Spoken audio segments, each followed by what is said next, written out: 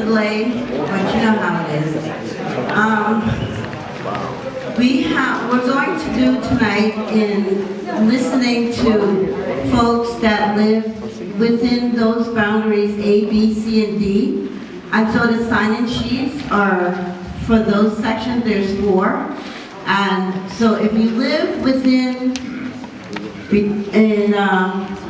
between Eastern Parkway and Empire, Washington, and Nostrand, you sign in on A, and the same thing for B, D, and C. So, and that way we'll call when the introduction is finished with the presentation that Ben did.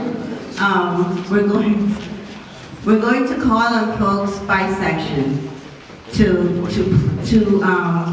say their piece, what it is they like about the community, and what you're experiencing right now as far as do you have all that you need as services? Can you shop here? Can you get groceries that you want here? Can your kids live here still? And so we're listening to all of you based on where you live to make it easier and kind of manageable. And after that, we're going to put all of your thoughts, summarize them, all the wishes, all the thoughts, everything that's expressed here tonight. We're going to summarize it into one document. We're going to bring it to the board meeting on the 25th, which is next Tuesday.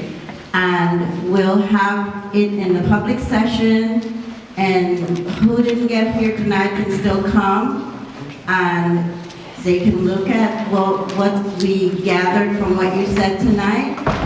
And then we're going to ask the board to vote on it, and that will be what we'll send to city planning, and we're going to ask them to do a study of our community based upon the needs in the community. And city planning, they're the experts. They know what zoning can be changed, what should be changed to accommodate the community's desires, and they'll work with us to bring about a study that will, I don't know if it's going to satisfy everyone.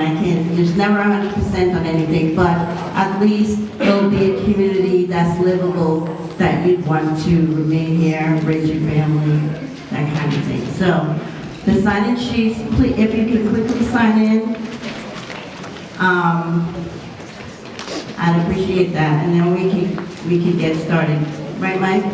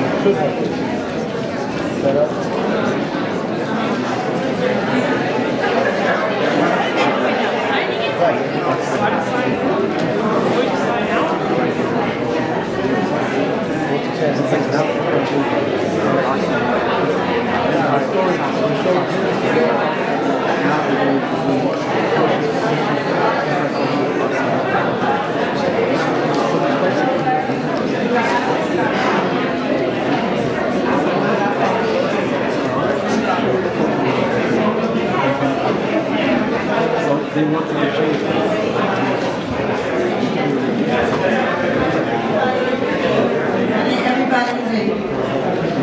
there anyone that's living in the section between Nostrand, Clarkson, Utica, and Empire? Okay. Can you sign, please? Anyone in that neighborhood?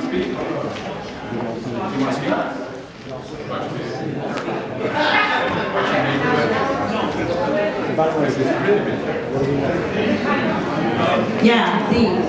You D? President is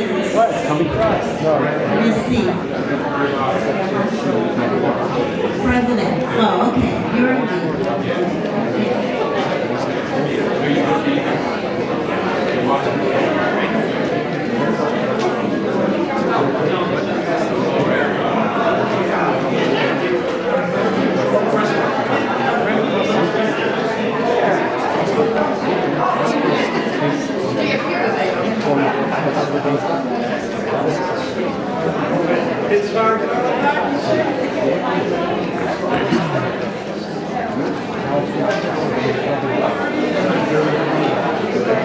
How much time do you have on your tape? I have a couple of cards. You have a couple of... So okay, because I only have one, so I can only do an hour. How long do you think it'll take? I never tried video tapes. Oh, okay. I Yeah. have probably between 30 and 60 gigs free somewhere between the cards, so I think it will be fine. Oh, right. Okay, good. Yes. You're So I'll try and get the highlights. Okay. Since I only have 1 hour. Right. Okay, good.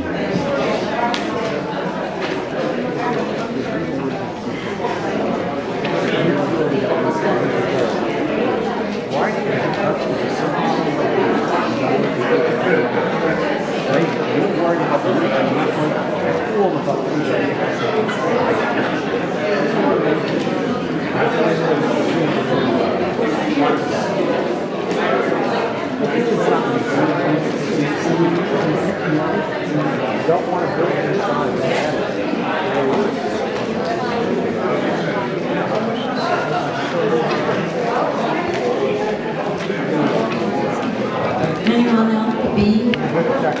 President B. C.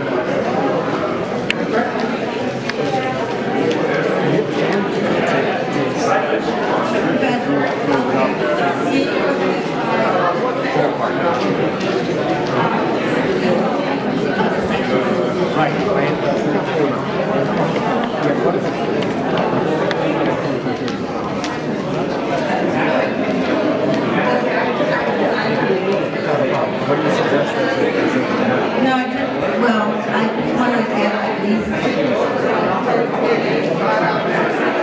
What? Is there any?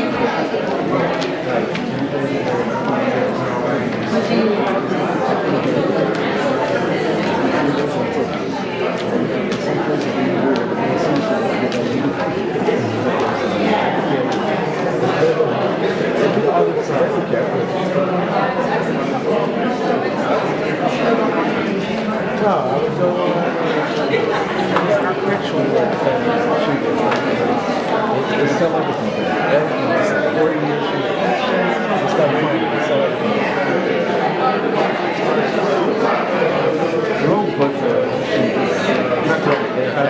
That's expensive. It's actually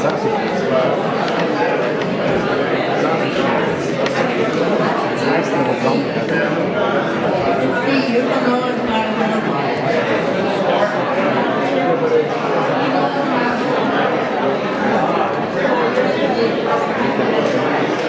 See, going south.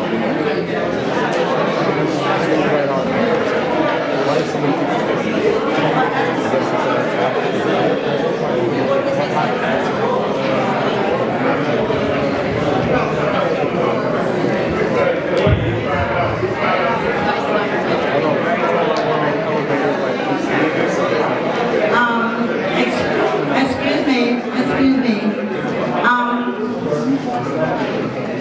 The signing up started late, so it's taking longer. So what we'll do is when someone signs up and identifies themselves, if you're not on the list already, we'll write your name in, okay? So we can start.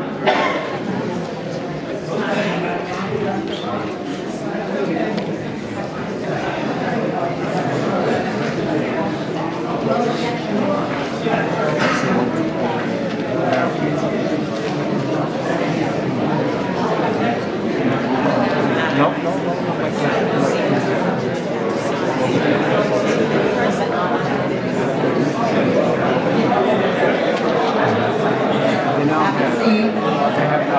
And when you're ready to speak, we'll sign you in because the line is long and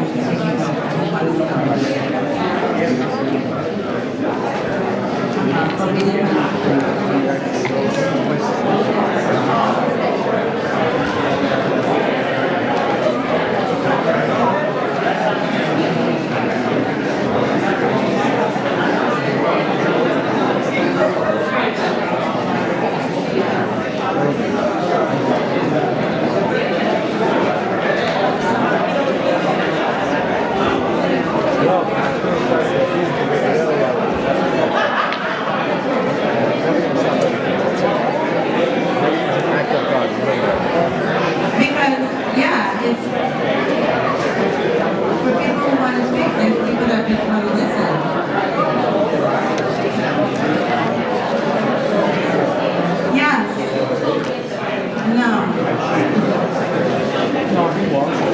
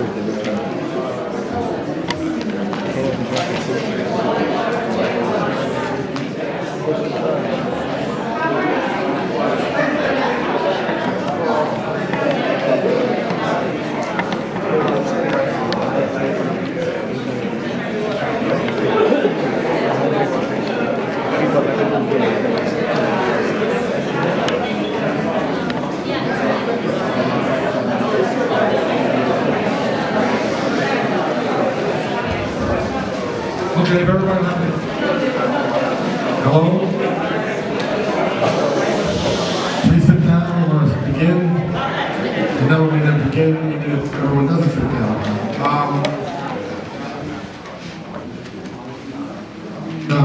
Chairman of Community Board, not working too well, but, and the Chairman of the Uniform Land Use Review Process Committee.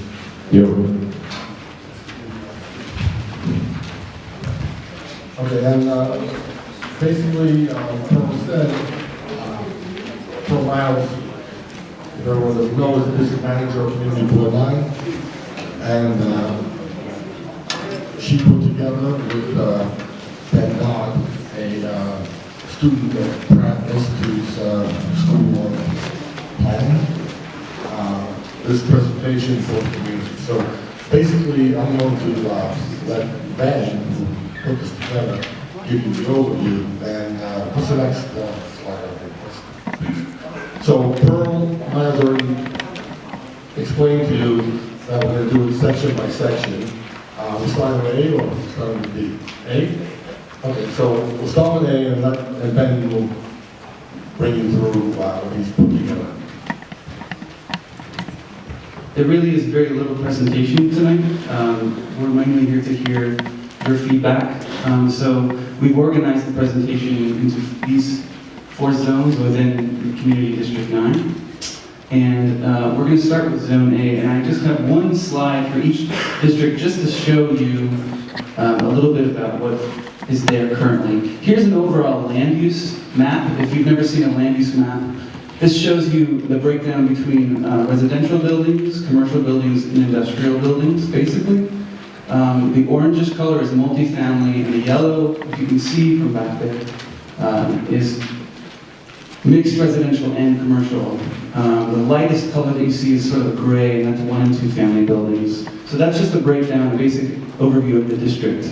The blue is public facilities. We have a lot of them in the district. Hospitals, schools, colleges, that sort of thing. This is similar to land use, but slightly different, and this is the zoning, which is sort of the topic of conversation as of late. This shows you the different districts that are mapped within our district, the different zoning districts. R stands for residential. If you can see any of the C's, that stands for commercial, and we have one small manufacturing district in the southern portion of Community 49.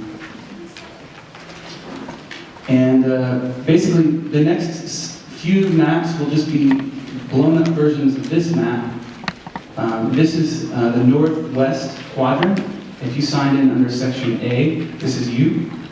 And you'll see there are a number of zoning districts. To the left, the R8A and R7A are areas that have been rezoned recently.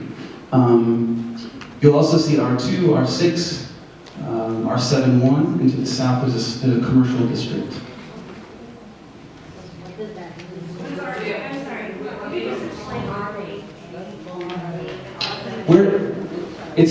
We're not going to get into the technicalities of the different districts tonight. Okay, so zoning encompasses all kinds of different things. It sets limits for the height that you can build it at, the density, but it's governed by all kinds of different factors. Let me show you. And those R2 or whatever, describe what those factors are. Yeah, let me show you the next slide. This gives you a little bit of an idea of what is found within the different districts. So you're looking at some of those photos in the handouts. The R2 district, and one of the only R2 in this district is on Crown Street, and then there's some R6, which looks sometimes like this, but it's different. You can go to any street in this section of the district, and it could look different than this. And then R7-1 allows some really high buildings. As you can see, that's the Enfield building. And so, really, I don't have, we're not prepared to go into the real technical aspects of the zoning tonight, but we want to open it to anyone who lives within this quadrant to express your concerns regarding development. What would you like to see in the district? Do you find the kinds of things that you need? As Pearl mentioned earlier, are you able to shop? Are you able to eat what you'd like to eat? Are you able to afford your apartments? These kinds of things. What's that? Should I go through the whole thing? Okay, I'll just go through. We were going to have it go district by district, but yeah.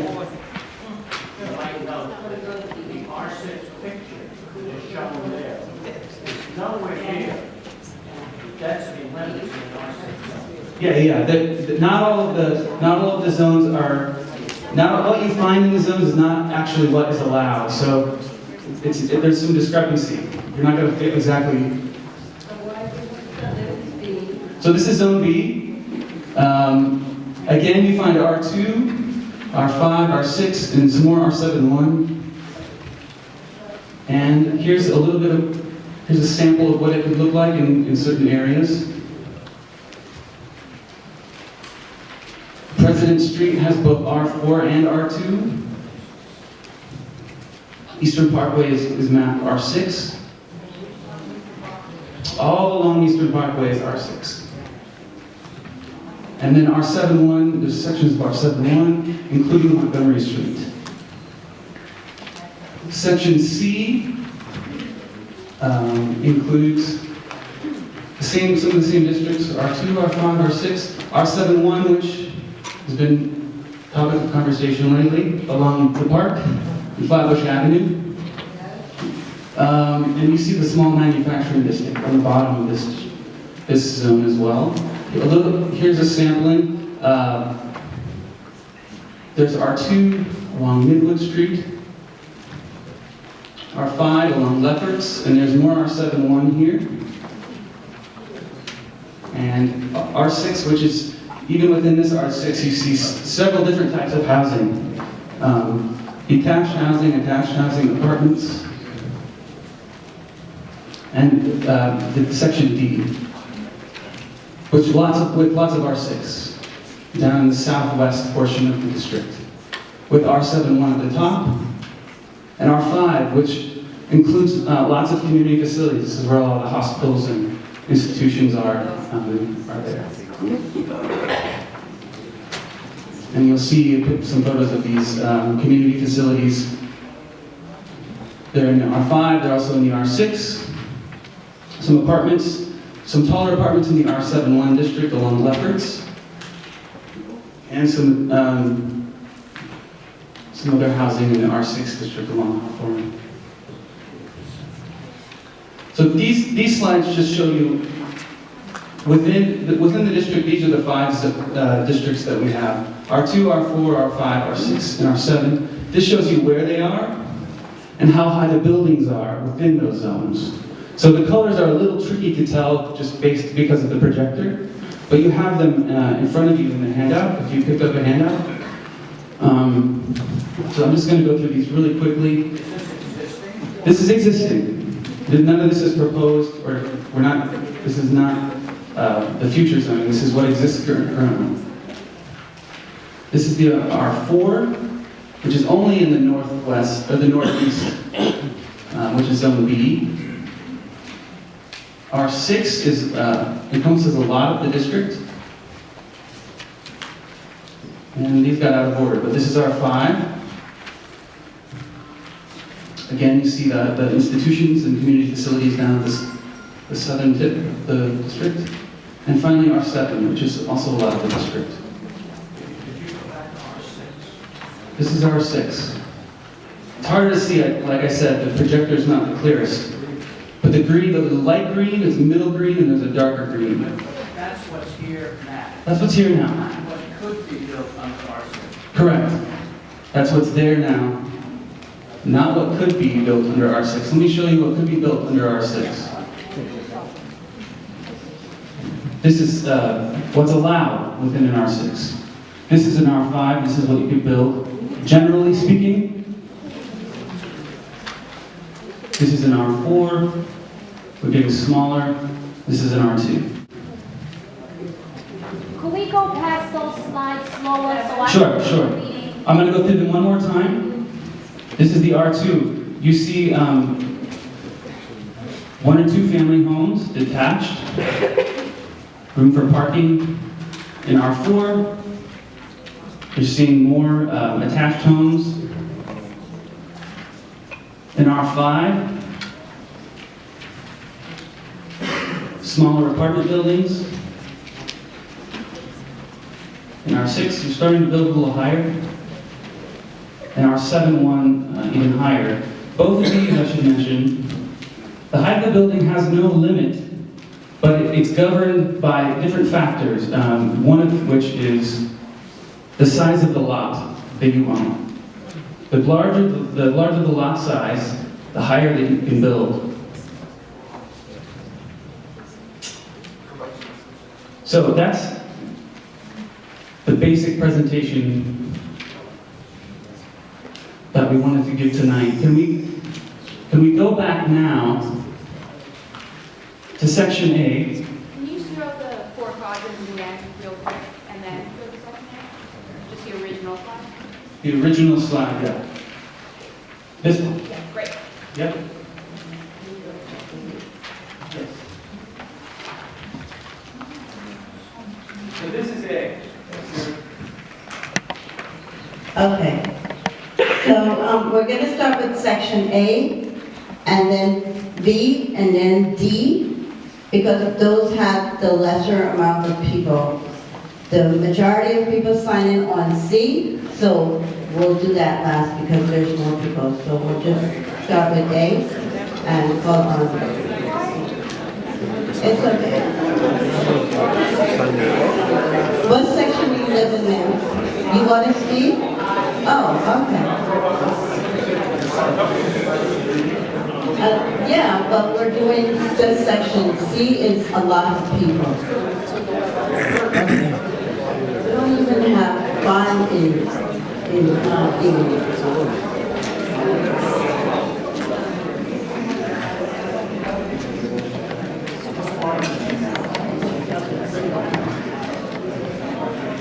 Okay, so Ms. Evelyn Tully Costa is Union Street.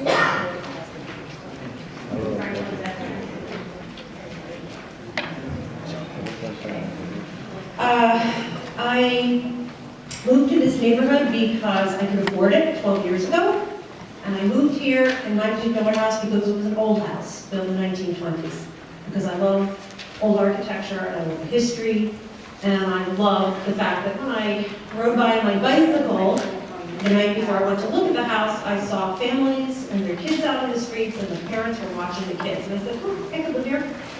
So, that was 12 years ago, and there's been extraordinary changes in our neighborhood since. A lot of it has been behind the scenes as property exchanges hands quietly, and we don't see it until a new landlord comes in and people are getting tossed out onto the streets. Slumlords are being replaced by more avaricious, I guess, upscale slumlords, and they're dumping people out left and right. And even though I also own another building in the neighborhood and I am a landlord lady, I do not want to see anybody living in a large apartment building, which are regulated by laws, allegedly, being kicked out of their homes. Because who lives in the neighborhood also determines the character of the neighborhood. So I'm totally against anybody who's actually allowed to legally purchase a building and then go about their merry way displacing the tenants, using thuggish tactics and all the stuff that I'm pretty sure most people in this room would be opposed to. So I studied historic preservation in college because, again, I love old things and I love the craftsmanship that was involved in building. Probably 80% of the buildings that we have in all four are A, B, C, D districts. So sections A and B are sitting ducks for anybody who wants to upzone, or even in our case in A, anyone can go in there and tear these buildings down and put up ugly buildings without having to look around at the context, which is late 19th, early 20th century. So that's a fear that I have, and I think some of my neighbors have. We don't really have any landmarking, and we need to start landmarking. You can't tell one section of our community that you can't expand, you can't build out, you can't build basements, you can't, because you have, your families are expanding, and you can't do that. You can't tell people no, and then turn around and say, yeah, but we don't want a landmark. You can't do that. So we have to have sort of a common acknowledgement that we live in a very beautiful neighborhood that were built according to the same rules that the Parthenon was built, that famous building in Greece, the golden ratio and classic rules. So we're kind of living in a neighborhood that has its history that could go back even, one could argue, 3,000 years. And maybe we need to educate ourselves about that to even further enjoy the beautiful architecture that we are surrounded by and do something about it. And we have a process in the city for landmarking. We also need to figure out a way to help certain parts of our community expand the way they want to without damaging the character of our neighborhood. And I think there's a way to do that. So I'd also like to see affordable, wonderful subway station. And I know Mayor de Blasio wants to help with affordable housing. At the same time, I think some of us in our neighborhood would be just horrified to see 25-story apartment buildings or luxury housing with no affordable housing that look like they landed from outer space. We don't want another Williamsburg here. We don't want another 4th Avenue here. And we also want to come up with some kind of a process that maybe if we're not landmarked, we still get to ask the architects to look around at the beautiful architecture that already exists. And it doesn't have to be some incredible museum of natural history or some amazing, even the humblest buildings in our district are built with marble. They're built with classical proportions that modern architects are not even taught anymore. So we can hopefully figure out a way to ask, because there will be building in our neighborhood. There will be building. The question for me, is it really affordable? And will it look as beautiful and as well proportioned as the buildings that most of us live in? So inclusionary zoning, affordable housing, and aesthetics are my issues. And I'd like to see Community Board 9 play a more active role in actually identifying the historical context in which we are operating, because we live and walk around and look at buildings that were built in the late 19th and early 20th century, and I don't hear any of that being discussed in these nicely color-coded buildings. I think we should have the interns, maybe another intern come and do an overlay on when the buildings were built. It's not just colors on a map, it's architectural history that, like I said, has its antecedents going back thousands of years. So affordable housing that looks beautiful. I think that's what we need.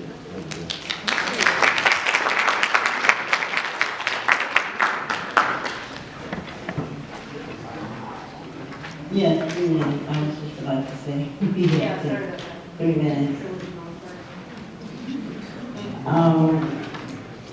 So we have on this list, section A, 1, 2, 3, 4, 5, 6, 7, 8. Okay, so I'll do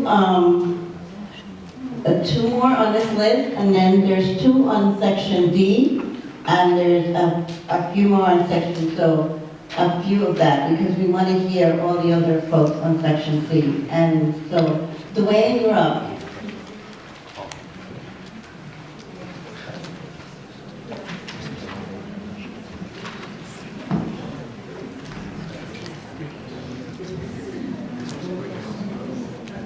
Good evening, everybody. My name is Dwayne Nicholson.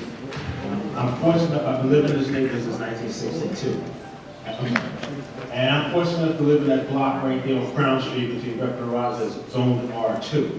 And most of us became aware of what the zoning means when back in about 2003, 2004, somebody took, as you see, most of the neighborhoods zoned R6. Now somebody took down a building on Montgomery Street between Bedford and Rogers and put up a 5-story building. And that pretty much upset a lot of people in the neighborhood.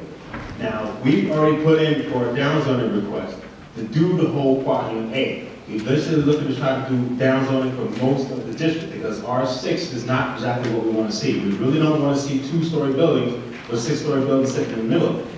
That not only looks ugly and whatnot, but I personally, this is Brooklyn. I do not want to live in Manhattan. I didn't live in Manhattan before, and I don't want to live in Manhattan now. And that's why we actually did that already. Thank you. Now, there's some other places there, like along Empire Boulevard, which is C28. I mean, if you want a storage facility, there's plenty of them now. Is that all that we want to see in this neighborhood? I don't think so. All right, so I'm not exactly sure, because I'm working with I'm on the Economic Development Committee of Community Board 9. We're trying to see what we can do about trying to change up some of the other opportunities that may be available on some of our commercial strips. But I'm hoping that a lot of people here, I mean, everyone and I have been talking about this for a while. The general downzoning that we asked for, excuse me, in this area, more than half the blocks in the area, plus the tenant associations have said, fine, go ahead and do that. So it's not like we're just doing this in a vacuum. We're getting permission from a whole lot of different people in an area to go ahead and do that.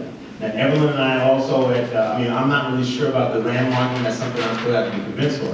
But I'm glad we're starting to actually do this process because Community Board 8 has been doing this since like 2003, 2004. They've done at least 3 or 4 of them already.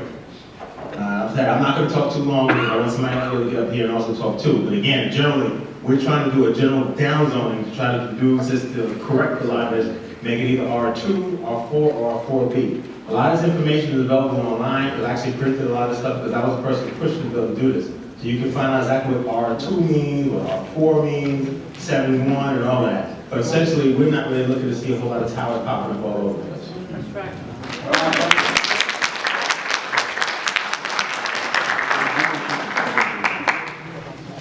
The next person is Frank Hebert from Montgomery Street.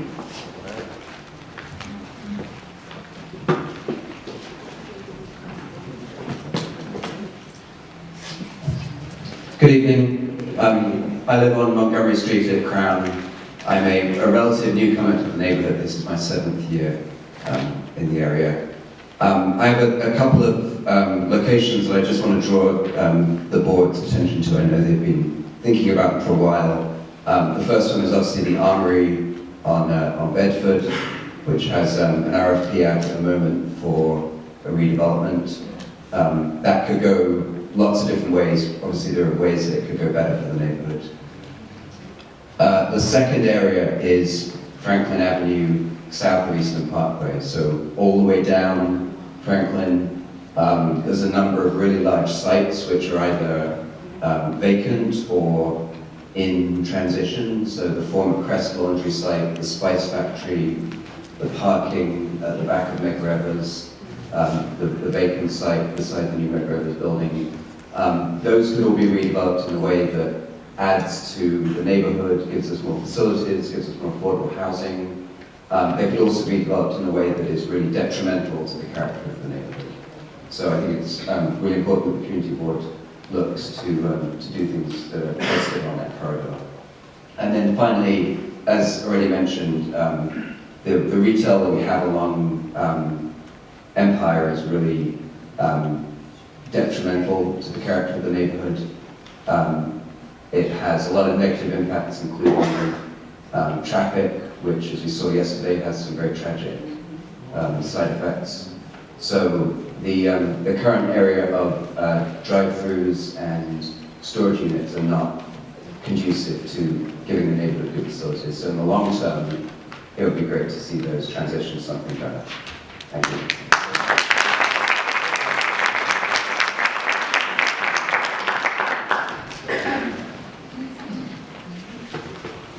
Okay, so from section B, we have Shalom Goldstein, 392 Kingston Avenue.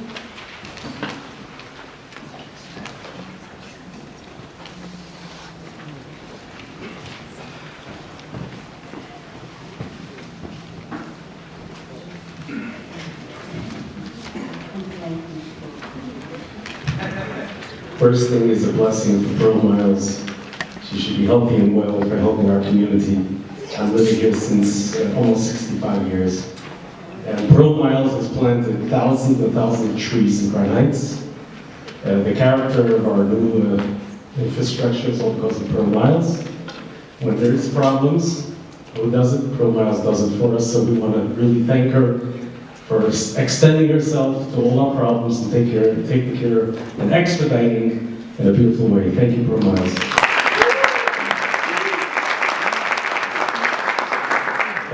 Very important, whoever's listening, Kingston Avenue and Eastern Parkway is a very dangerous intersection, and because of Pearl Miles, we now have a traffic signal on left, so cars have to stop. They don't T-bone another car.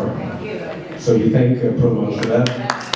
What we do need on Kingston Avenue and Eastern Parkway is an elevator for strollers with mothers and children that want to go into the subway system, and for the disabled. So if anybody here can work on getting an elevator at Kingston and Eastern Parkway for the disabled and for the healthy children, the strollers and the mothers, it will be very helpful for our community. We are working very hard to beautify the area with trees and plantings, tree guards. Kingston Avenue and Nostrand Avenue has been upgraded in the sense of the infrastructure. And the community is growing beautifully. It's a very warm, inviting, and thousands of people from all over the world come to visit Crown Heights. You could see them on the bicycles, and you could see it became a very friendly, warm neighborhood, and we want to keep it that way. We do have to be very careful with those investors that come from out of our community, that don't live here, that want to change the character of our wonderful community, which is growing so beautifully. So we have to make sure that before anybody has any ideas, like trying to change the character in their pockets, not really caring what our community stands for, those have to be stopped. And very important that we continue doing what we have to. There is a problem, and Pearl's aware of it. Parking in the community is very, very tight. People are asking if they should remove the alternate site for 2 days instead of 3 days, and I said, if you do that, people from different communities are going to park their car here and take the subway to Manhattan. With the alternate side, that cannot happen because they're not going to come back to move their car at 11 o'clock. So we got to keep alternate side 3 times a week to keep the parking available. There is a problem with some homeowners that really don't care, and they cut out their garden and put the car into the garden. That has to be stopped. It's happening today, it's happening yesterday, but we'll make sure it doesn't happen tomorrow. The character of our neighborhood, thank God there's a law that has been passed. It's called the Streetscape in April of 2010, that it is illegal to change the character of the front of anybody's house. Thank God that this law is in effect, so people cannot be selfish and say, I'm going to rip up my garden. Now it's middle of March, so it's be April, and we're going to have beautiful trees and flowers. And we're going to try to plant beautiful plantings on Kingston Avenue and Nostrand Avenue, try to make this place more beautiful. I want to thank Pearl Miles for everything she has done for us.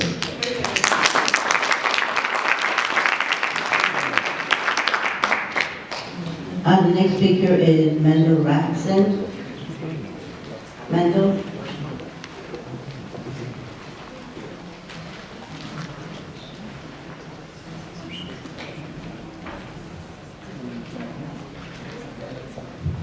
Thank you very much. I was born in this neighborhood. I live here since 1958. And what I would like to see the neighborhood, you know, our families are growing. Certain blocks in the neighborhood are R4. We can't really do too much with it. I wouldn't want to see R6 in my neighborhood. I had a 6-story building in the middle of the block. But if they could upgrade the zoning a little bit with some setback in the 3rd floor, and people could have a little bit more room for their for the siblings, for the grandchildren, the great-grandchildren to come to the neighborhood without making the neighborhood look kind of ugly, it would be a great help to the entire community. Thank you.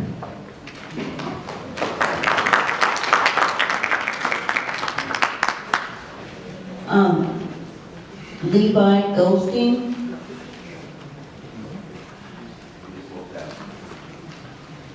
Eli Cohen.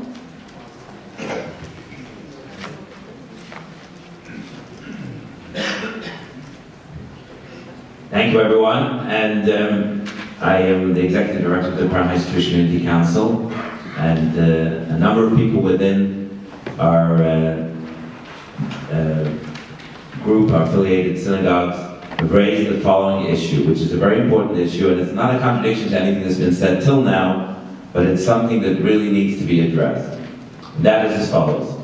As you see in the quadrant B, which we're talking about now, most of the quadrant is zoned either R4, and there's a section which is R2. Now these zoning designations were not, nobody's going to destroy a home that's valued at $800,000. But if there was a way to enable somebody to add some space to the home, to build out a kitchen, there's a lot of these narrow, very, very narrow kitchens that are maybe 4 feet across. Now if you're cooking the way that we cook for the holidays, you can't cook in a kitchen like that. You need a little extra space to be able to prepare food for your family. These are the kinds of issues that are, and also the number of bedrooms that if you have a family of 7 or 8, you can't fit in 3 bedrooms. It doesn't work. You can't add the extra space. So by giving the opportunity for people to build out their cellars, and to, especially the attached homes, because the attached homes are really, really important. Most of these are attached homes. I just want to say one word about landmarking. And that is, There are very beautiful homes on some blocks of the neighborhood, like on Union, like most of my block on Carroll, but there are also some very, very ugly structures from the 20s and 30s that are built with these ugly colonial porches in the front, with brick columns. There's no reason to protect those. If someone wants to add a nice front to their home, why not? So we have to be very careful what we do with land marketing. All we do is we raise the price of development, or raise the price of upgrading a home to a point where people can't afford to do it. So plenty of people have spoken for more than 3 minutes. You could just be calm. I'm not going to speak for 7, that's for sure. All I'm going to say is that this issue, and as you've heard from people, there are people all over the community on all sides of this issue. It's not a this group against that group issue. If somebody lives in a small home and would like to expand the home a little bit, they need to have the opportunity to do it. It's not going to take anything away from anybody else. You walk down any of the blocks where people have built, and from the front you can't even tell. If you go around the back, if you go in the alley of those blocks that have alleys, you can see the house is a little longer, maybe there's half a floor in the back, it's built up a little higher. There's nothing that's going to take away from anybody else's life if this is done, and we should all support it. And if there are other issues that other people feel should be supported back the other way, fine, I have no problem with it.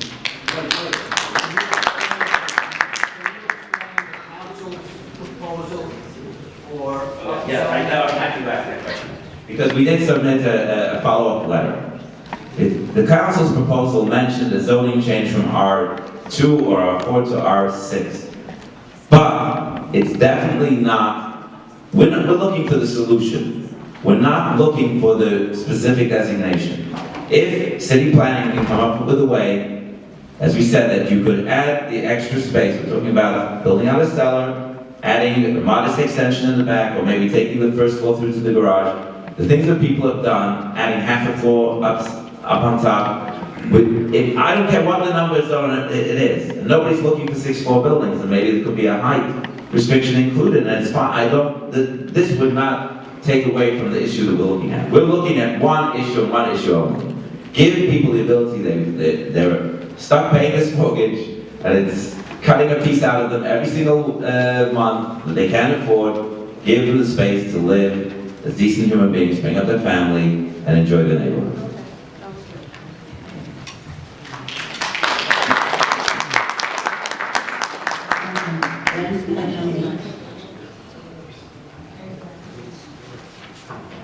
Before I call on Lucia Belsuja, I just want everyone to know that the Honorable Renee Conmore is here. She's the district leader for District 57, and she's about to leave. Thank you for coming.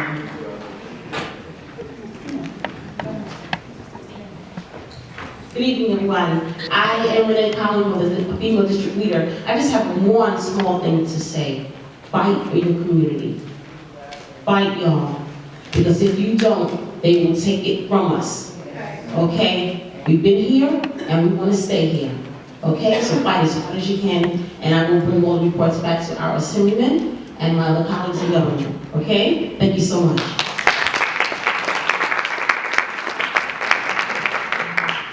Lucia?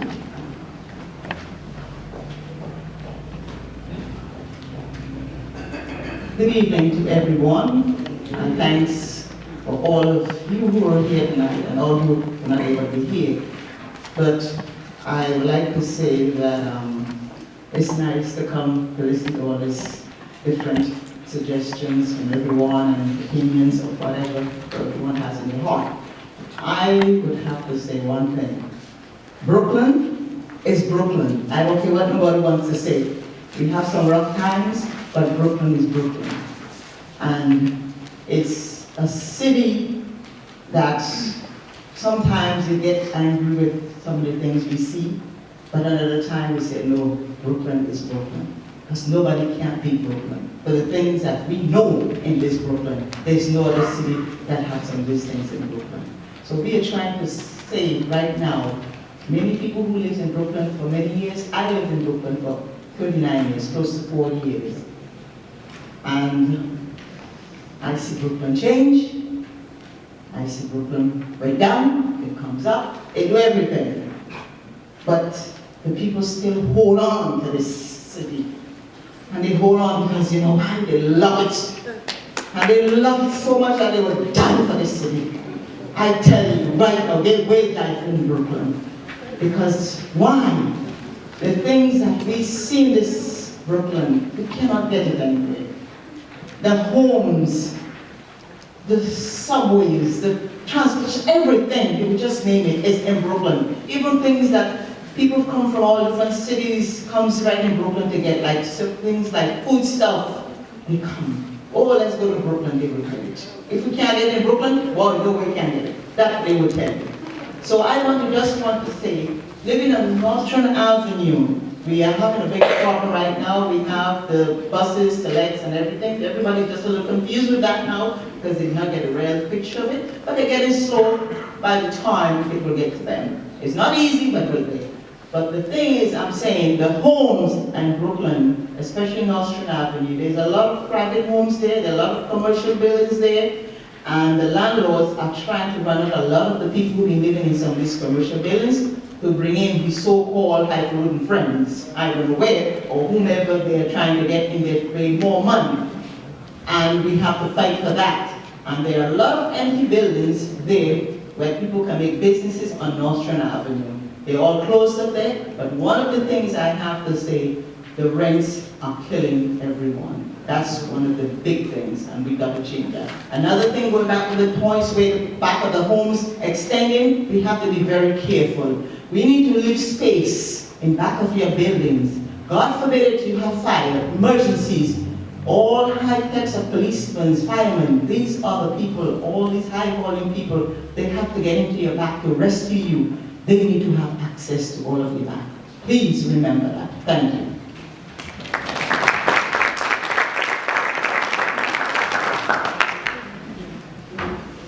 Carlos Prescott.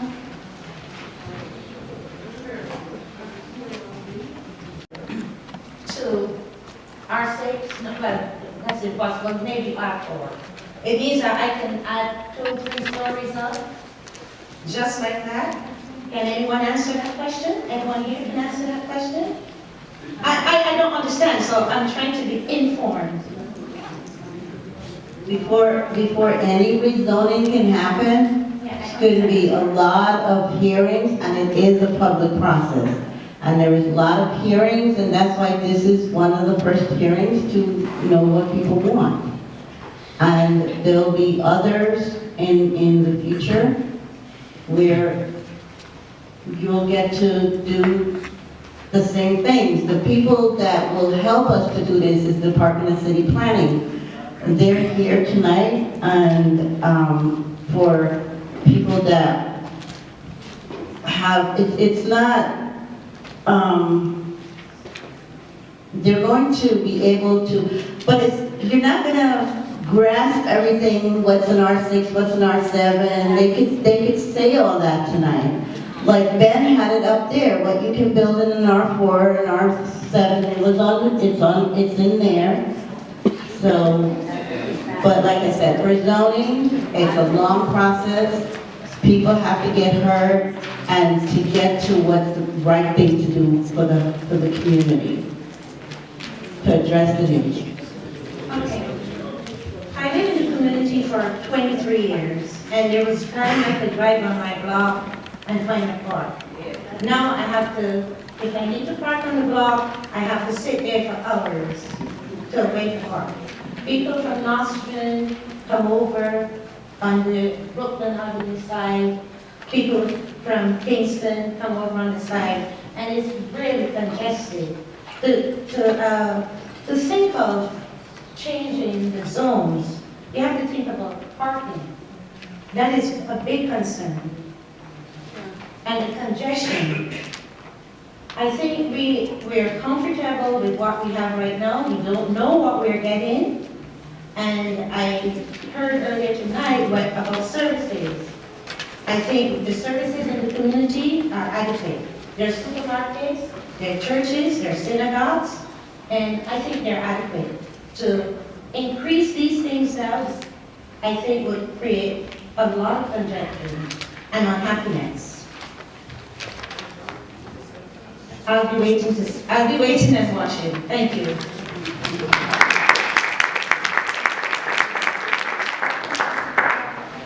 Calvin, Leander, Leader.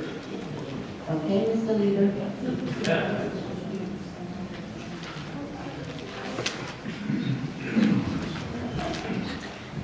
Good evening. I'm living on President Street.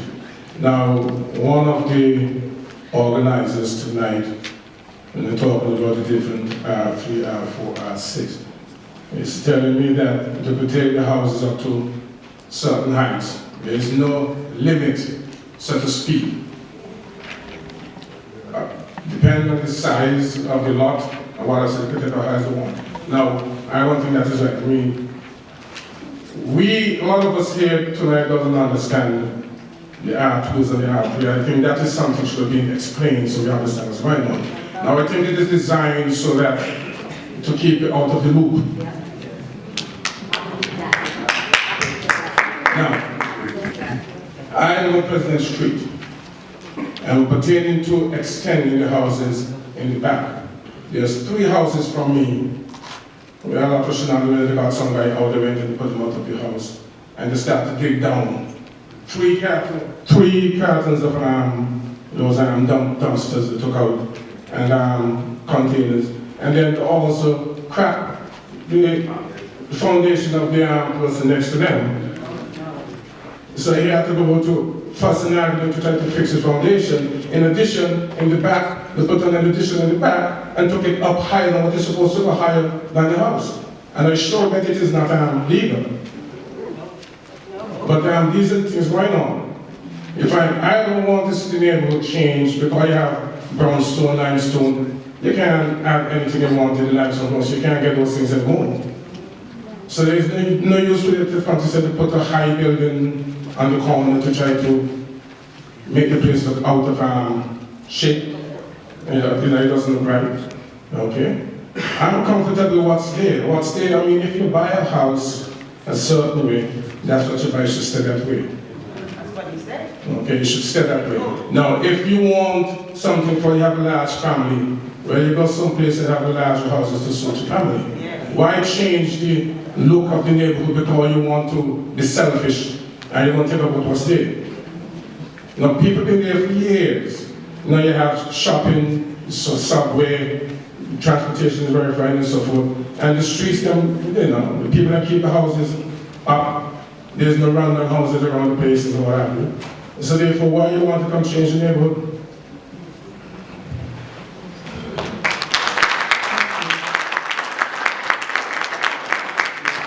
Okay, so we have the last speaker, Bela Olidor.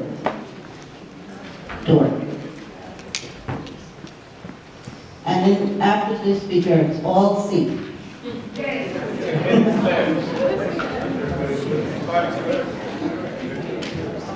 Hi, good evening.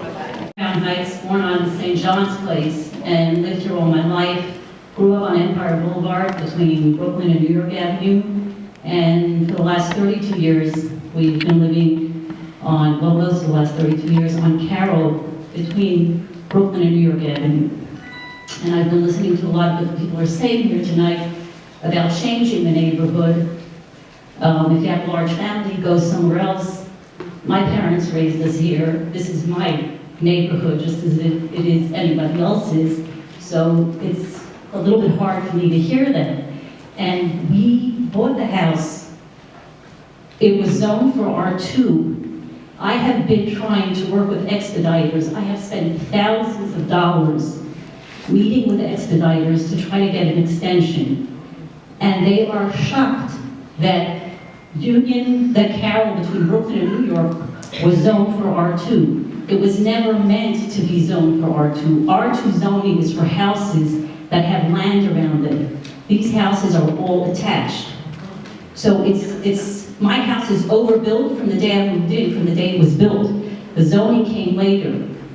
If I have now married children, and they need to come with their children, my parents are getting older, When I bought the house 30 years ago, these were not my concerns.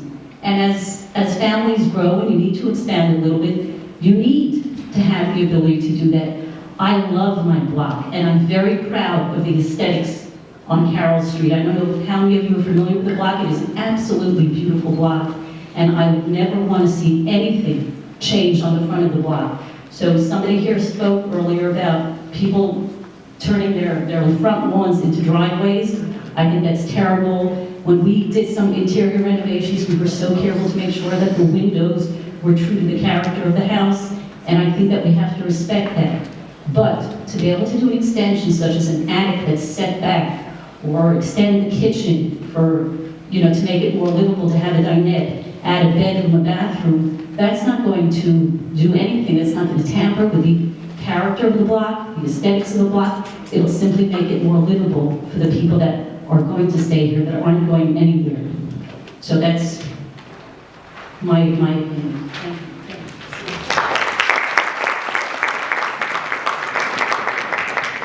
Okay, Winston, did you want to say anything about anything?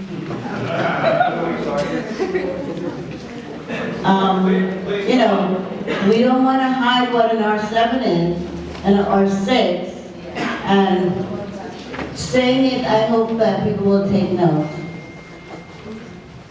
My name is Winston Von Engel. I'm the Deputy Director of the Brooklyn Office of the Department of City Planning. I'm joined by my colleague, CB9, who's actually the planner for this community district as well as the other community district. And we're here tonight to listen to what you have to say. We've been taking careful notes of what everybody is saying.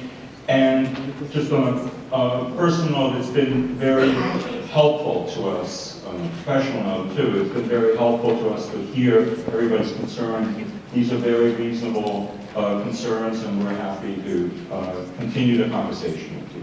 And if you do have technical questions, we're happy to answer them, but I think you want to run this meeting and we'll stick around and do that. Thank you.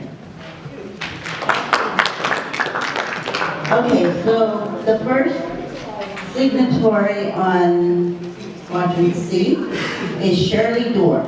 And I pass, thank you. Thank you, Shirley. Okay, we have Jeffrey Granum. Jeffrey here? Okay, on to... Oh, you're here.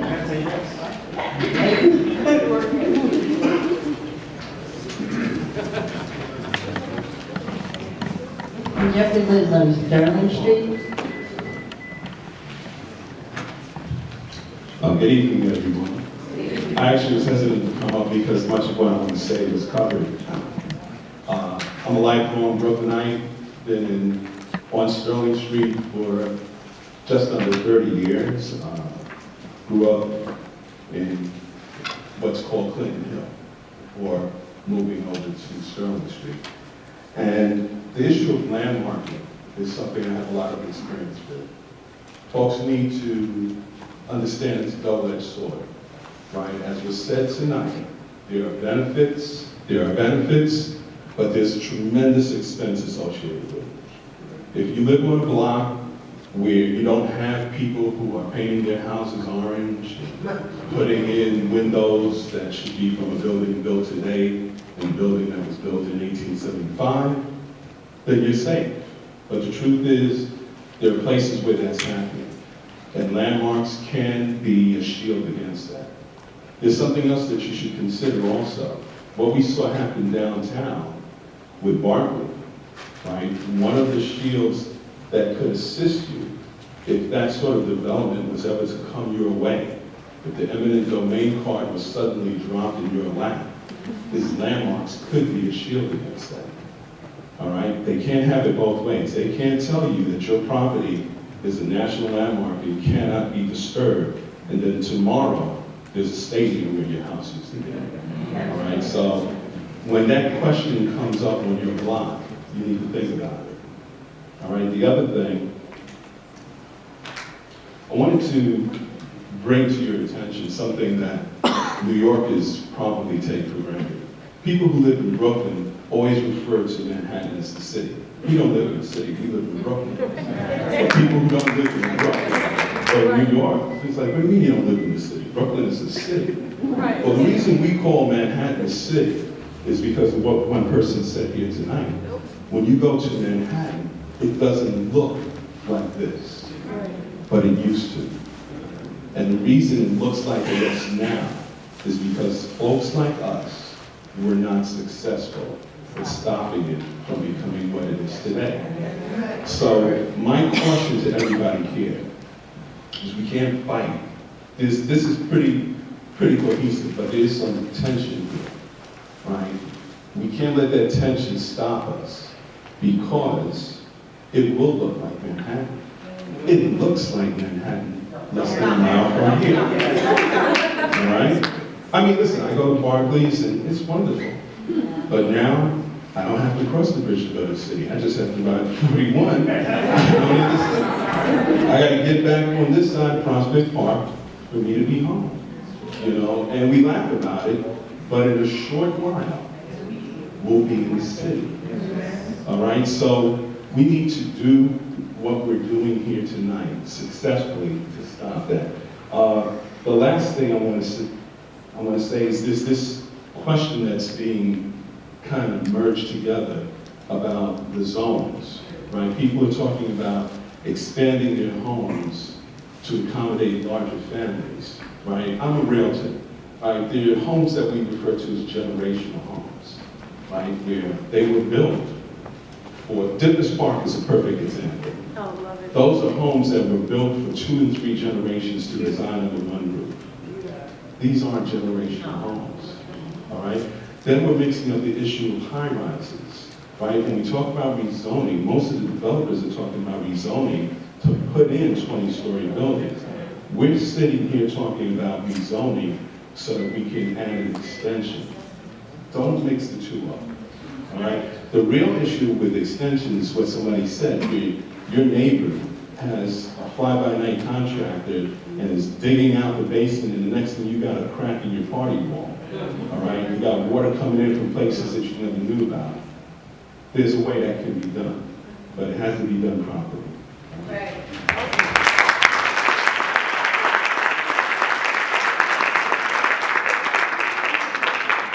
Our next speaker is Tim Thomas. Hey everybody, I'm Tim Thomas. I read a blog called The Cute Parkside, and I'm trying to keep people sort of aware that all this is happening. I just want to say a couple things. One is zoning is complicated because zoning is complicated. It's not happening behind closed doors. It's just really complicated. Like I scored well in my math exams, and I still can't figure it out. I've been trying to figure it out now for about 6 months. There's a reason you go to school for this, right? You have to go to school. It's hard because it's hard to build a city like New York City. It happened haphazardly for many years, and then they decided somewhere along the way we need to come up with a system here so that it grows in ways that make sense. So we have manufacturing, commercial, tall buildings, short buildings, whatever. So even if you want to have it explained to you tonight, I promise you would still go out of here with a fuzzy head, because that's where I'm at. Unless you're way smarter, Joyce could probably figure it out. The two things that keep coming up again and again are the height of buildings, which I just think we just need to say in general to planning, please figure out a way so that we don't have skyscrapers in our neighborhood. That seems to me like a kind of like common sense, something that everybody can get behind. We don't want skyscrapers. We know we need housing. Sometimes we need to expand a little bit. In an R2 district, I actually feel the pain. Those houses were actually overbuilt, as was said. Again, not to get into zoning.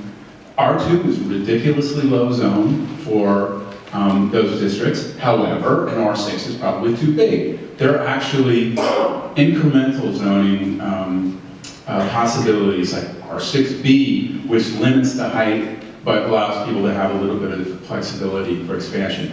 So I think even in that sort of tricky district where some people want to go up in the zoning and some people want to probably stay the same, there are probably solutions, just like the last person said. So I just want to remind everybody, this is not us against them. This is about figuring out how we can all work together and make it work. And I really get nervous when people start saying, go, leave. You know, leave, you don't like it, leave. To me, that sounds like the kind of divisiveness that we really don't need right now. We need to come together, find a way to leave that kind of thing. And lastly, I just want to talk about the park, okay? And one of the things that got me all like hot about it was when they wanted to put a 23-story building up along the park. Now, who's been sleeping?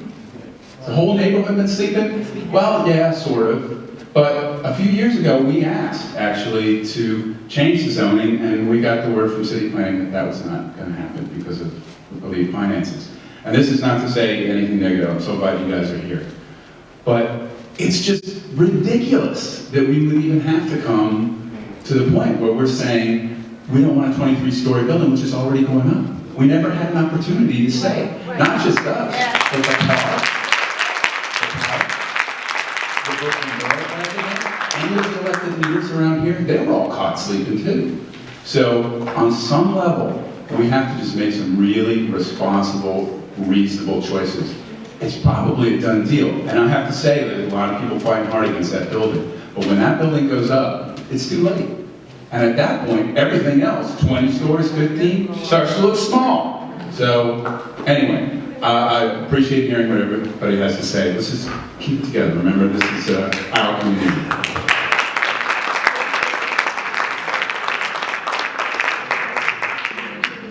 Quest, Benning.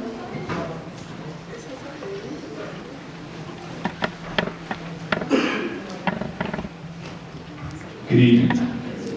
Hi, I grew up on Ocean Avenue, and currently my wife and I live on Flatbush Avenue. About 5-6 years ago, when we first went to planning and wanted to have the rezoning done, you know, there weren't a lot of different developments in play. It was, you know, there was one that looked pretty threatening at the time, but that kind of fizzled because of the economic crisis. But the thing is, if you don't deal with the problem, it becomes an emergency. And right now, that's what we're facing. We've got multiple different developments that are in place right now. We've got one that's looking very threatening, that is going to, they plan to have 50 units of affordable housing, affordable based on the median income of the entire tri-state area. And 200 units of luxury housing. They're going to tower over the park and, you know, block out the sun when the sun rises in the morning. So that's going to be lovely. But one thing that's kind of hard to understand with affordable housing, quote unquote, is we have a very delicate ecosystem over here where there are people who make a lot of money, people who don't make a lot of money, and they're still managing to be in the neighborhood for now. There are people who are currently on their current lease and can afford to live where they live. Now, if you have 200 units of luxury housing showing up, guess what? More than 50 units of housing are going to go out of the affordable category.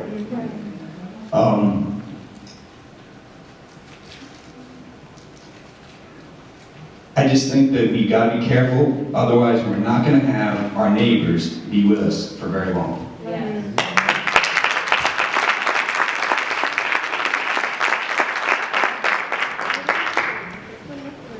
Bill Hoagland.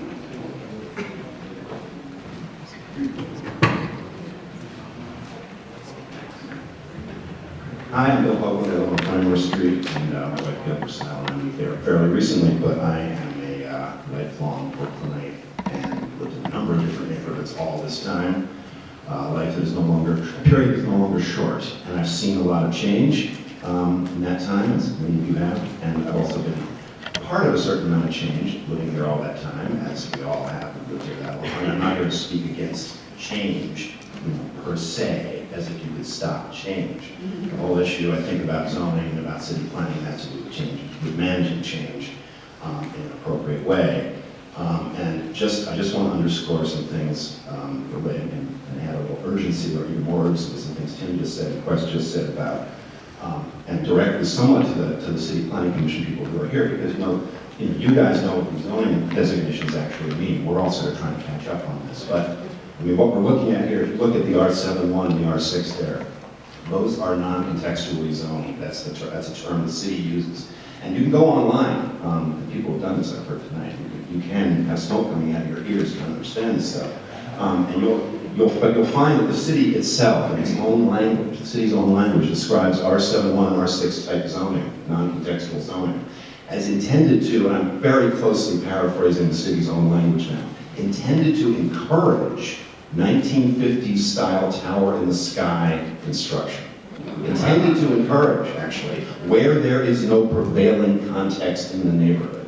That's the city's language, which means right now, I mean, you guys, you can see, I know this isn't you guys, you inherited this and it's not personal, but right now the city has us zoned to say there is no prevailing neighborhood context on Flatbush there and on Fenimore South and down. And that the zoning there is intended to encourage just the kind of stuff that's actually starting to happen. So you can blame the developer for taking advantage of that, but actually right now, the way the zoning descriptions read, that's what's being encouraged. And that's the city's own language that I'm paraphrasing pretty closely. Contextual zoning comes out, the way the city describes this is all I know is what I read online on nyc.gov. The city says that's coming out of 1980s housing reform ideas referred to as quality housing, intended to preserve context of neighborhoods where there is neighborhood context, which sounds like a far better description to me of our neighborhood than no prevailing neighborhood context, and we should be encouraging building housing in the sky. So it just seems like we have some very obsolete and strange zoning designations here, and it has become an emergency because it's been neglected, again, by previous people in the commission. The commission has actually neglected this. I mean, Quest talked about the 2008 request. I mean, there's been some self-criticism in the neighborhood about, self-criticism is great, but actually request was made for a rezoning study. And now we are really late. It's really late because you can't then say, oh, we let this one building on Flatbush go up and now, look, there is no prevailing neighborhood context because this building went up, and that's a failure, and a fairly unequal failure if you compare it to Windsor Terrace or Park Slope or Brooklyn Heights or Gorham Hill, a fairly unequal protection that we should have been afforded a long, long time ago. So this doesn't feel like let's do a 3-year study and then over 3 years, another 3 years we'll make a decision or anything like that. This feels pretty urgent to me, and I think to a lot of people here. Thanks.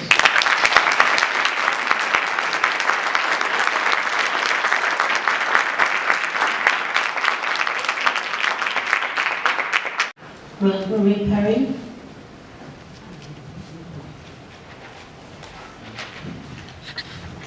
Good evening, everybody. I'm glad to see such a full house tonight. I've lived in Prospect Lovers Gardens for over 55 years, my family, and seen a lot of changes, good, bad, and in between. I'm a real estate agent in Brooklyn and enjoy some of the changes here, and my concerns vary. For all of us in R6 zoning, I would strongly suggest that we look very closely at the benefits of landmarking in our community. Yes, it can be expensive, but it affords us a lot of protections on our blocks, our architecture, and building high. A lot of people think, oh, well, the footprint isn't that big. It's just 20 by maybe 100. But what if someone buys 2 houses next to each other on your block and 2 houses behind you on the block? Now, we can build really high. And then there was a great point about eminent domain and protections there. Some things to think about. But then I do management operations, environmental thoughts of worst case scenario. In my head, I'm thinking about Flatbush and Fenimore and the 23 stories being a done deal. And what comes with that? When the ground opens up, rats come out and they're mad. And pipes, waste systems, summer coming, electrical grids full, not working, cranes, windstorms. That's before the people.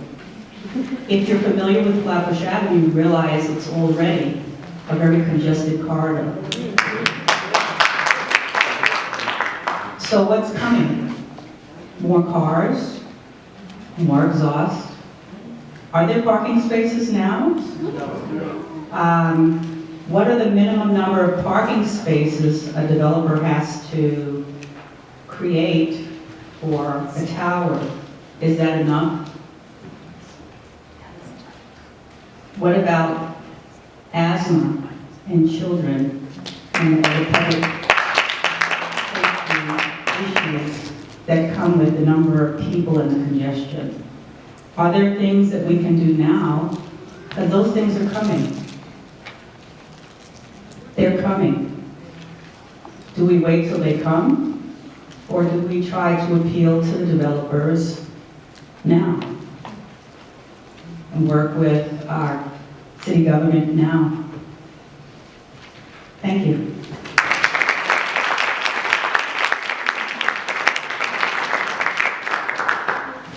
Medallia, Lake.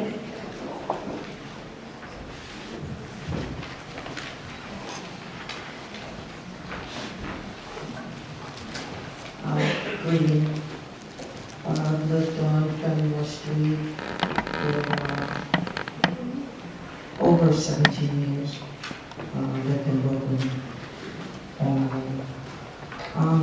But for me, the building is going to be directly across the street. So it really affects me. And I can't understand why I cannot get basic cable.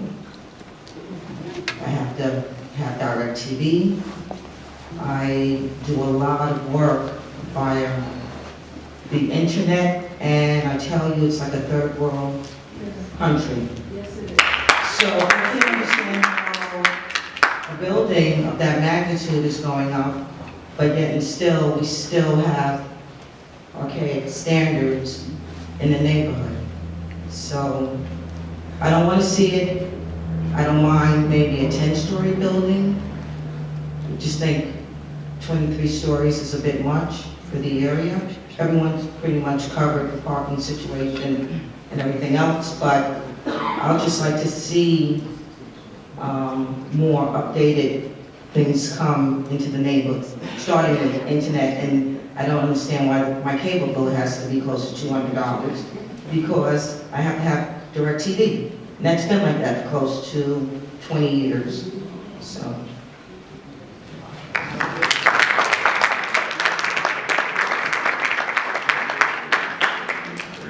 Susan Chow.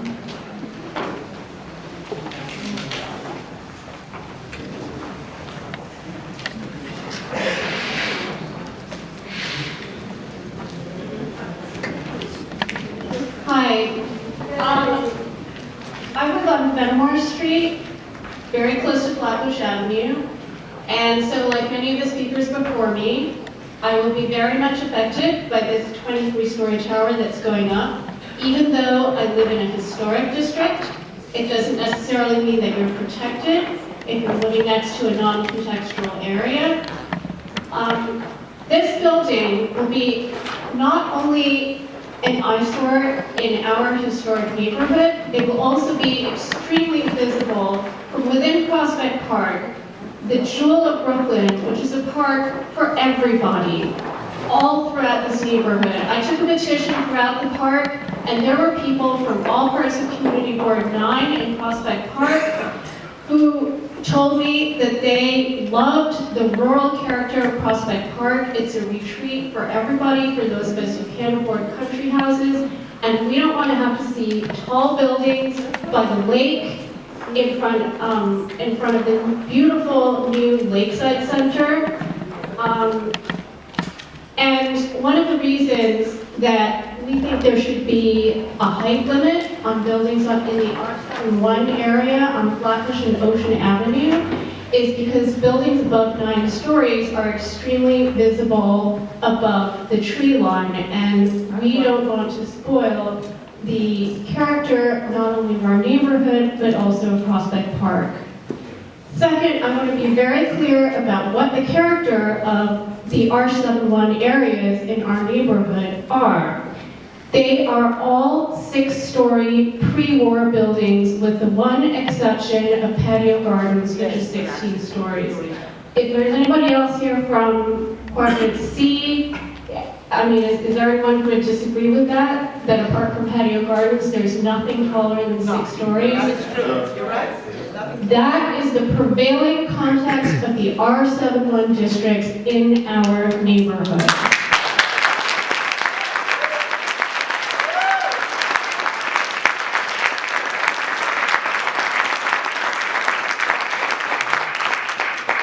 And as everybody else, many people here have said before, I want to congratulate city planning. They have a fabulous website. There's a lot of information there. It's actually quite clear, even though it takes a lot of time to look through it. But if you want to learn more about zoning, the city planning website is an excellent place to start.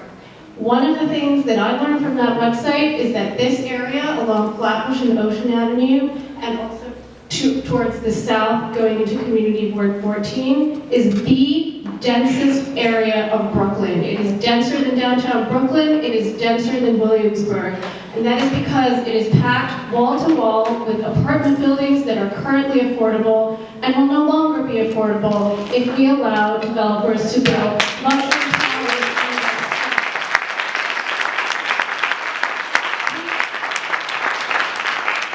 We have an emergency now, and we need action now. We are going to hold city agencies and elected officials accountable for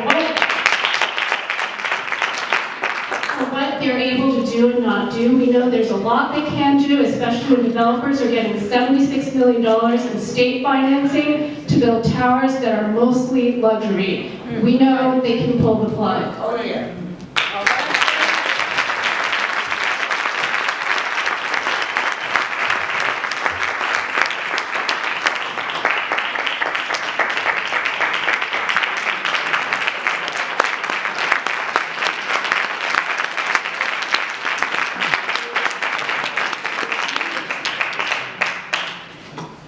Celeste, Lacey Davis.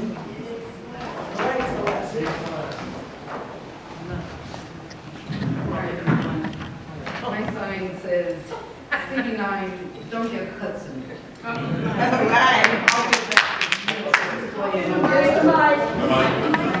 I'll get back to you in a minute to explain what don't get Hudson means.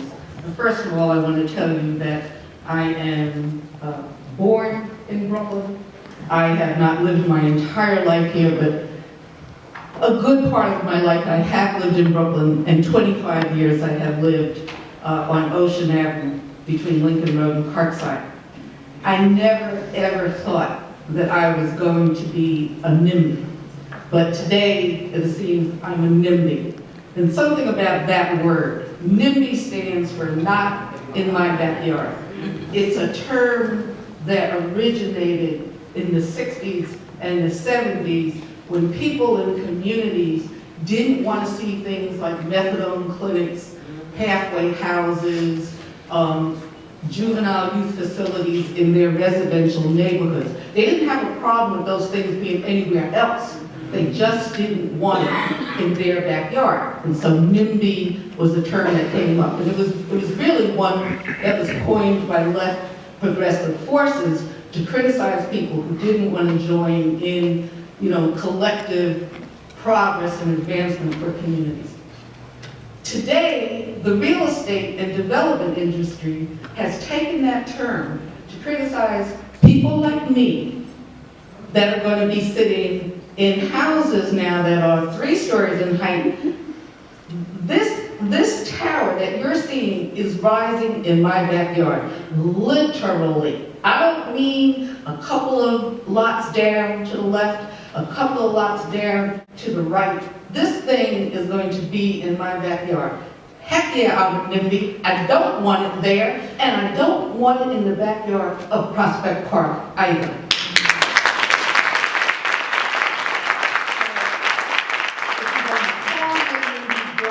Right, and I'm going to work real hard to make sure. It is not a done deal, Jim.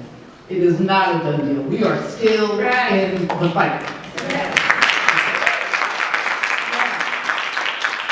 Because the development and the real estate industry has gotten very adept at coining phrases and dismissing us as being NIMBYs because we're trying to protect the community that we are invested in, that we've been living together, collectively working all this time. All of a sudden now, the New York Times says we're on the map. I want to just say that we don't need Hudson, and we don't need to be Hudson. You won't yet see it in the dictionary, but I want you all to understand what it is to be Hudson. To be Hudson is when a developer comes in to use taxpayer monies in order to invade a low-rise community that is zoning unprotected, in order to build unaffordable, non-contextual, luxury mega towers that will ruin our streets, our parks, and our skylines, deprive us of sunlight, clean air, and just plain architectural beauty. The said invasion solely for the purpose of advancing the financial interests of the invading builder. And all this done without notice to, nor with the advice and consent of the invaded community. We don't want to be Hudson. The fight is not over. Let's get it, people.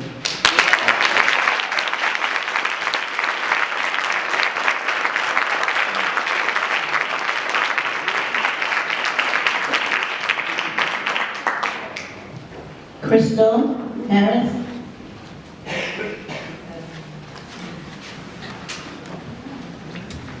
Good evening. Certainly, I live next door to Celeste. I cannot speak as eloquently as she does.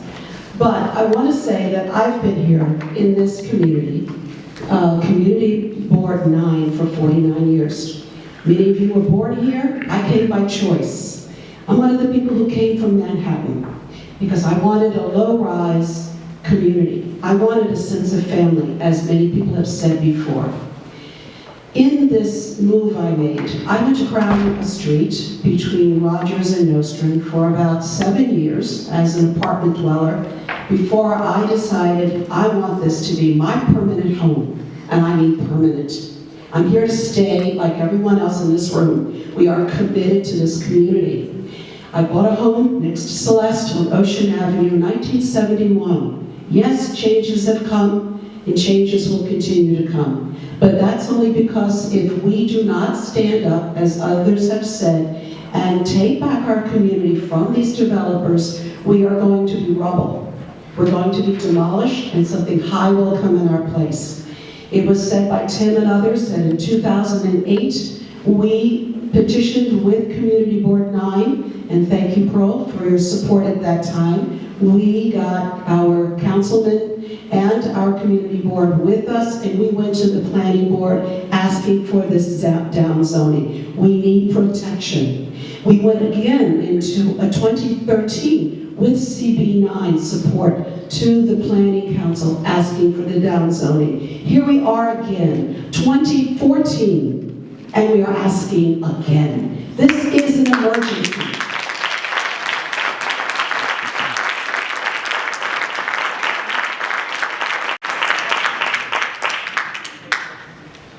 Leslie Glick. Okay.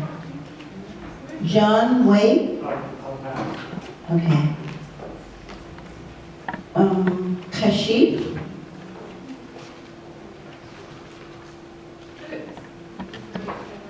Derek Edwards. I'll go.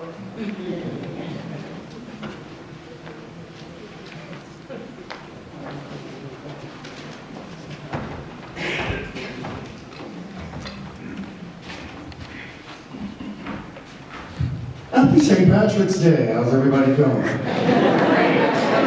After hearing all these issues, I didn't drink, so it's a good day. It's a good day. I was on my iPad reading the on the map that's on the New York Times. I think it was yesterday. Here, but really, what it should say is, y'all about to be gone.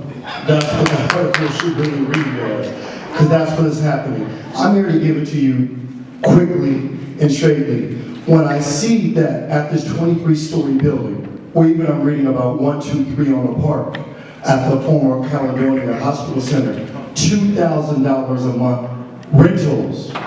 The one on 59 Hawthorne, people could buy, and they were even allowing you 3% in tax incentives and stepping in as the state to allow people to own. Rental, you don't own, we let you play around for a while, then we move it up even higher, there you go. Why are they making it 23 stories? They can make it 8 or 10. They're going 80-20. They get tax abatements because it's not for you. It's for somebody. $2,000 a month for a studio apartment.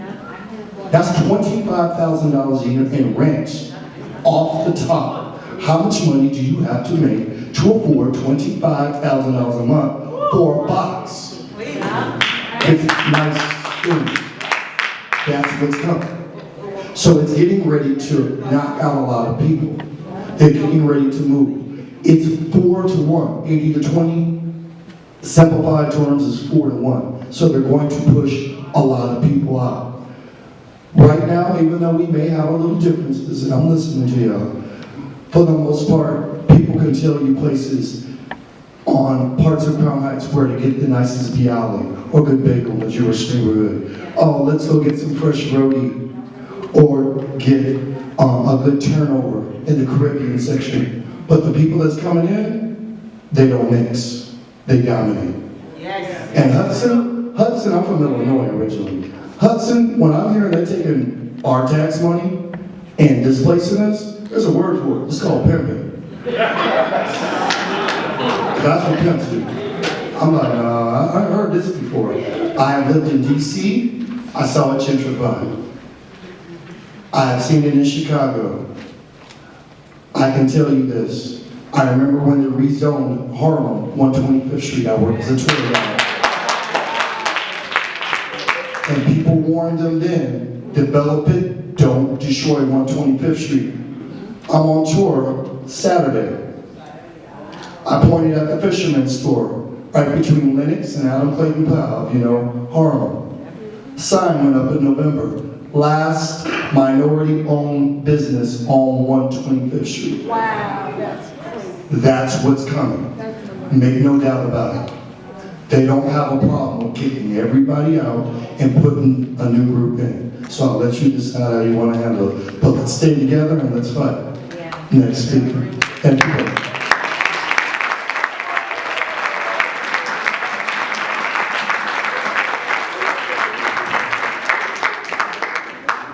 Okay, we have Nancy Hodge.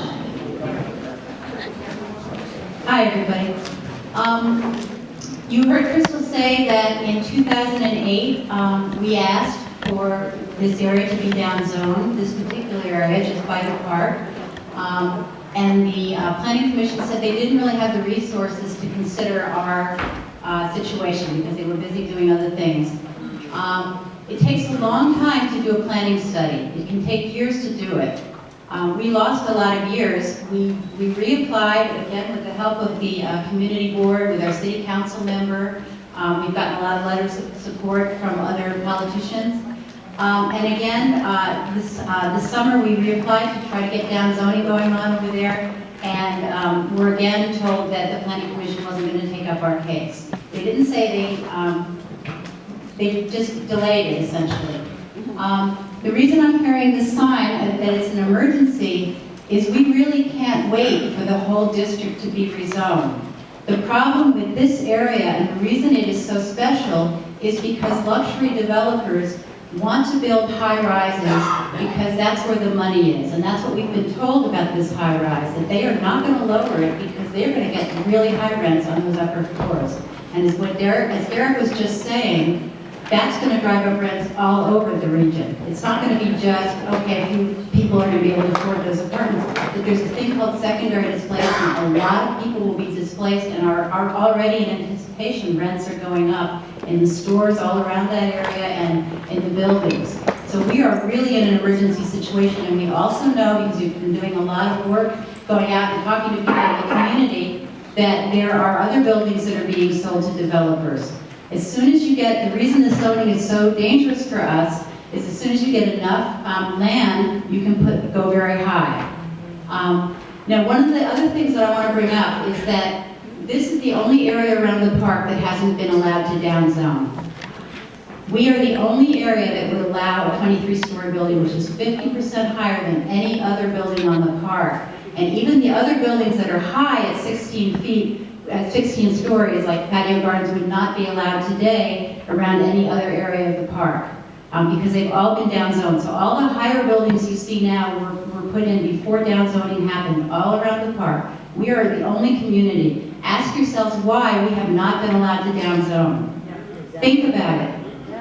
Look at the income level of our neighborhood compared to all the other neighborhoods. Look at the complexion of the people in our neighborhood compared to all the other neighborhoods. This is a real problem. And that's why we are saying, we want something now. We went to Eric Adams about 2 weeks ago, and we asked him for a moratorium on new high-rise development here, because this is not going to be the only building. We know there are other developers coming in. So we are looking for a solution. We are looking for the Planning Commission to take us seriously. That's why we brought our signs. We need help right now. We can't wait for the whole district to be rezoned.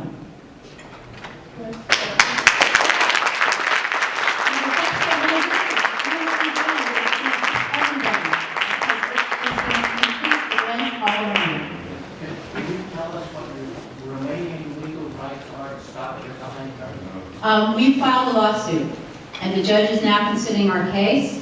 And it has to do, so we are, as Celeste said, it's not a done deal yet, and we are not giving up, and we are definitely going to protect the rest of this area, whether it's text changes to the zoning laws, which we understand could be done by the City Planning Commission, or there's a moratorium where we go to the City Council and we ask for no new development here around the park until we can get this rezoned. By the way, Central Park is also having some issues with out-of-scale development on the southern side of its park, and they are beginning to ask for a zoning, for a moratorium on new building there until they can get zoning changes there. So we could combine with them. And we also feel that as we build our political movement, and we invite all of you to join us, talk to us afterwards, that gives us strength to even deal with this building. The stronger we already have a lot of politicians on our side, the better position we're going to be in.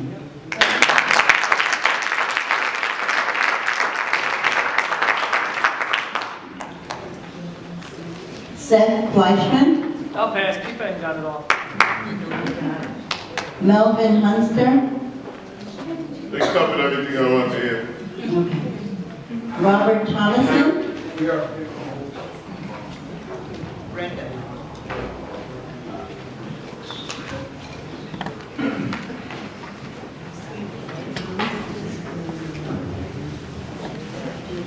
Robert Thomason. Prospect Park is a gorgeous park. It is insane. The Hudson County wants to put a 23-story on the edge of the park, which will violate everything. The park is 100 years old. I mean, why would we support the destruction of beautiful Prospect Park? Now,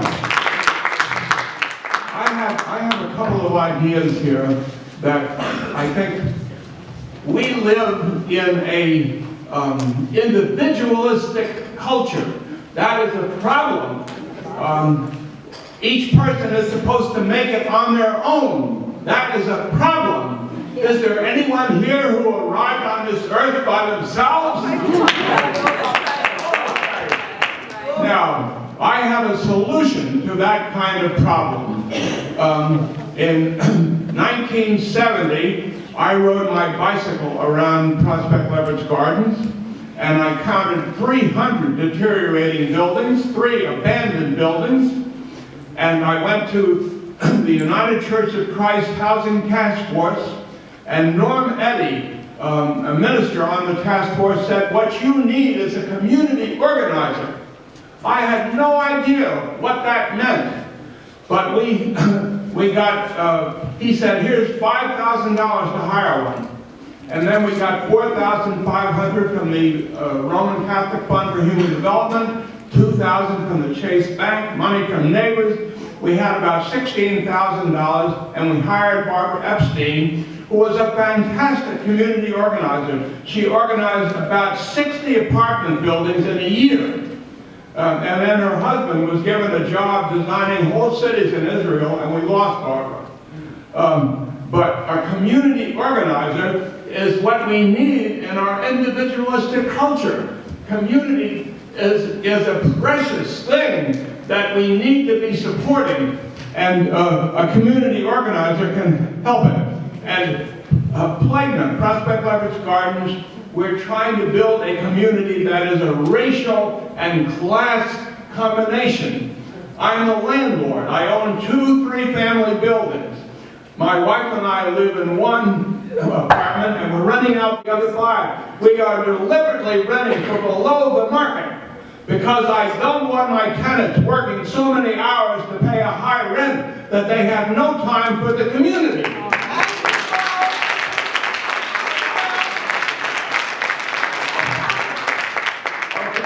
And a few years ago, there's a group called Fund for an Open Society. That is led by a white man and a black man who are moving across America to move America in Platinum's direction. It is so important that America not have these gated villages, which I think are creative cemeteries, but having a racial mix and a class mix makes that diversity makes for more creativity. That's right. And that is, I think these gated villages are creative cemeteries. Okay, so keep in mind community organizer, and they train them at colleges here. Now I have one other idea that I think has been on my mind for a long time. We human beings originated in East Africa 6 or 7 million years ago. The first human beings looked a lot more like Obama than like me. Okay, and I have a neighbor who is from China and has straight black hair. And yet she told me when she was a little baby, her hair had curls that roots her into East Africa, where human beings first came to be. And when I look across our culture for some celebration of this tremendous event, I see nothing.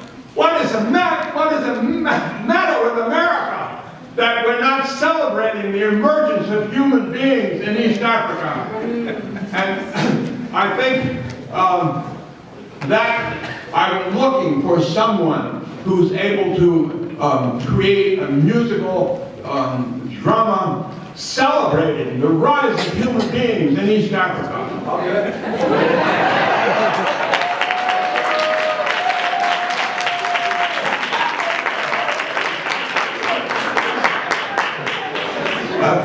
Okay.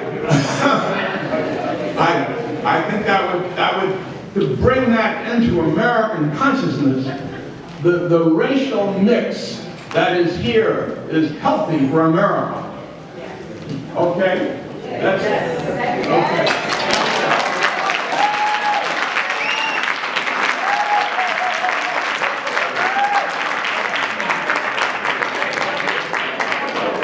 Mr. Thomason was the last signing on the sheet, but there were some folks standing around that didn't get to sign it. If those people are still here and you want to say something, then, you know.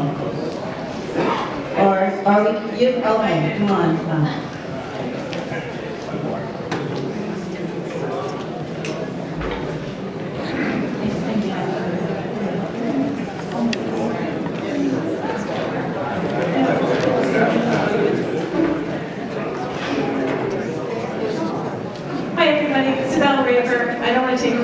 I just want to point out, I'm a developmental psychologist. I got my PhD from Yale. I study health disparities and educational disparities in urban environments. And I just want to say that there's one huge thing that we know predicts kids' negative health consequences, and that's crowding and residential density. So I know we don't talk about it very often, but one of the reasons there's massive health disparities in the United States in urban areas across economic and racial continua is specifically because of residential crowding and because of residential density.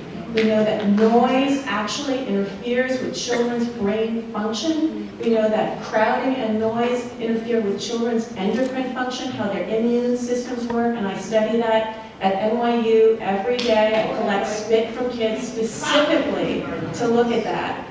We know that crowding and density affects women's mental health. When you move women and children into less dense housing, their health gets better. They have lower rates of diabetes, lower rates of inflammatory diseases, and lower rates of depression. So if you don't realize or don't want to think about it as an economic issue, that's fine, but it is definitely a health issue.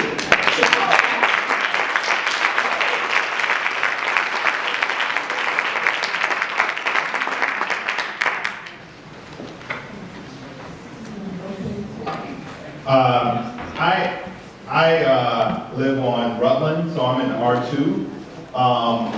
But the problem for me, which is affecting my wife and I, is we're getting bombarded now with insurance cards for our pipelines, our sewage, because we're responsible for the lines between our house and the street. And I guess people realize with the amount of buildings coming, we're going to have problems. So let's start selling these insurance products to these people now. We're going to start making money because the facilities and the infrastructure isn't built for this amount of people. And they're not beginning to talk about, okay, things are going to change. And I understand that things are going to change, but they're not talking about the infrastructure change that's going to happen with the things that's going to change with these amount of people that are going to be moving into our neighborhoods, right? We don't have the schools, we don't have the grocery stores, we don't have the things that are necessary for infrastructure to hold all these people. So if we're talking about urban planning, we have to talk about planning. We have to talk about my street being torn up for a month so you can put down new piping, right? I'm from Chicago, and when new buildings come in, your streets got torn up. We had space and people understood that. In New York, that never happens. And so what's going to happen is we're going to have thousands of people move into our neighborhood who are going to then flood our sewage systems, who are going to flood our entire infrastructure. But no one is saying from the city or the planners or anywhere how they're going to solve the infrastructure problem. They're just talking about buildings being built and how high they are and how many, even if you say we're not going to have buildings that are so high, how are you going to affect my infrastructure? And that's the problem that I see no matter what. We need to talk about infrastructure for this neighborhood, for other neighborhoods, and what they're going to do to help us. Right.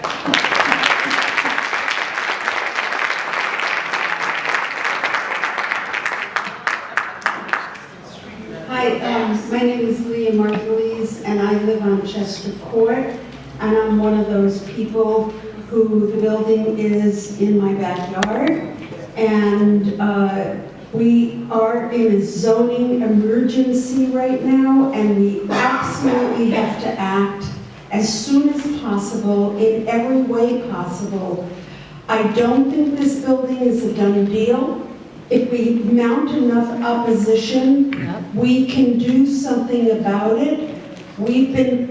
I'm part of the group that has the lawsuit, but there's a lot we can do with our elected officials. There's a lot our community board can do. We're all here, we're all basically saying the same thing. We had a meeting, I wasn't part of it, but a number of people had a meeting with Eric Adams, and he's going to be having us work with him on a town hall meeting coming up soon. We need you all to get out to that, because he wants to hear from the whole community. And the community is here, so please come. When you see signs, we're going to be out there with signs, with a lot of things, so please come, because this is an emergency.